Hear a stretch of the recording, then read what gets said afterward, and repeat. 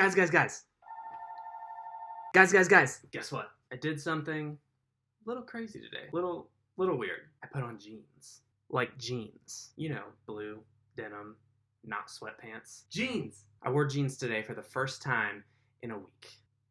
Maybe more than a week. And I gotta tell you, it was, I don't know. I mean, I felt a sense of accomplishment, but also a sense of disappointment. Because I'm not sure if I'm a wear jeans kind of guy anymore. I don't know if that's me. I don't know if that's the person that this quarantine has turned me into. But anyways, today I wanted to do another virtual book talk with you guys. I guess I could have done another exercise video. I've been running a lot. My aunt talked me into training for a 5K. Kill me now. But it's actually not easy or enjoyable to run, talk, and film at the same time. Plus, I've been reading just a little too much since, we're not supposed to leave the house. So last week, I finally got a book off of my list that has been on there for a while. The Help by Kathryn Stockett. Now, there's a reason that this has been on my list for a while. I love this movie. I love Viola Davis. I love Allison Janney. I love Emma Stone. I love me some Octavia Spencer. So I've been avoiding reading a book on which a movie that I really love is based for a long time because I figured one of them was going to be a disappointment. Either the book wouldn't be enough like the movie, and then I'd be disappointed in the book, or the movie I would see wasn't true to the book, and then I'd be upset and angry at the movie. Basically, thought I'd be disappointed either way. A lot of disappointment going on. Kind of like when I'm grading your tests. Here's the thing. I was definitely not disappointed. Great movie, great book. Maybe a little less greatness in the book because it didn't have Octavia Spencer, but it's alright.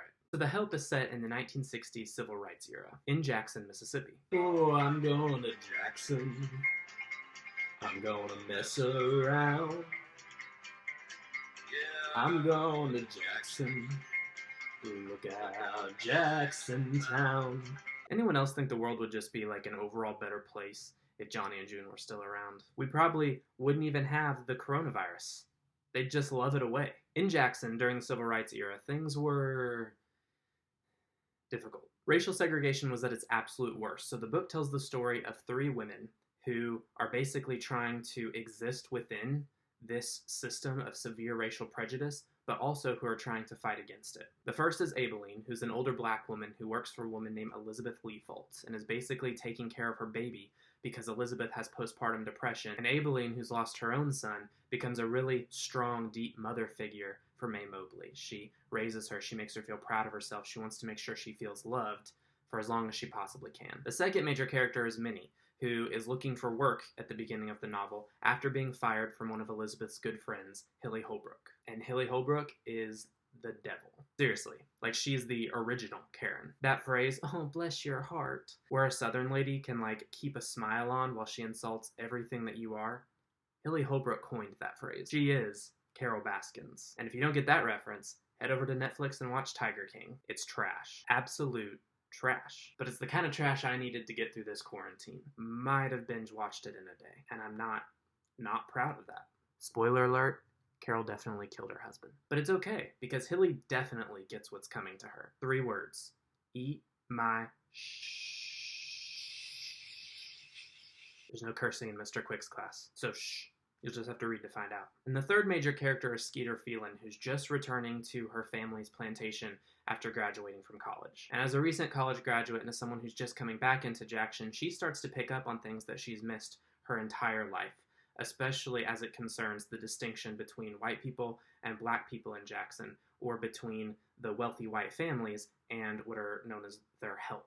She's white, but she's sympathetic to what the black women are going through, particularly because she was so close to her own maid, her own nanny, named Constantine, who's mysteriously disappeared. Skeeter's trying to become a writer, and a publisher that she's talking to in New York has suggested to her that she should write about what disturbs her, particularly if it doesn't bother anyone else.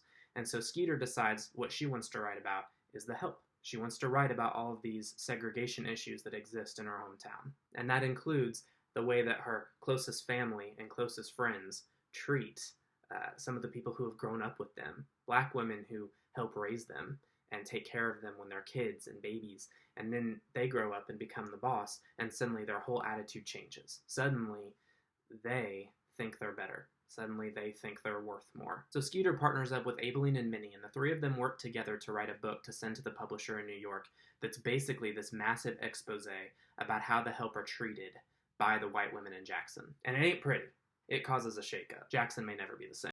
And this one's got a lot of great quotes too. I'd cry if only I had the time to do it. Basically, she just summed up being a teacher. Write about what disturbs you, particularly if it bothers no one else. How about the fact that doctors are suggesting we wash our hands to prevent the spread of the coronavirus? But the other day when I went to Walmart, the hand soap aisle was full, and the toilet paper's been sold out for 3 weeks. That disturbs me. If you need 300 rolls of toilet paper to survive a 1-month quarantine, you either have too many people living in your house, or you have IBS. In any case, you should have been seeing a doctor a long time ago. I always thought insanity would be a dark, bitter feeling, but it is drenching and delicious if you really roll around in it. So, basically, people enjoy insanity? Is that why I keep signing all these dang teacher contracts? So that's all I've got for you guys on this one. I hope you guys are staying in, hope you're staying safe, hope you're being productive. I mean, I'm not. It turns out Disney Plus is the enemy of productivity. I mean, it's bad, but also it's so good. Tarzan was good. The Hunchback of Notre Dame was good. The Rescuers was good. Brother Bear took all of my emotions and just...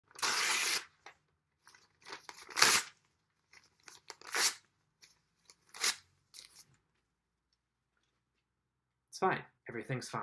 So yeah, be productive, or watch movies, or learn a language, but please read a book. From your English teacher to you, read a book. I mean, we got nothing but time. Miss you guys.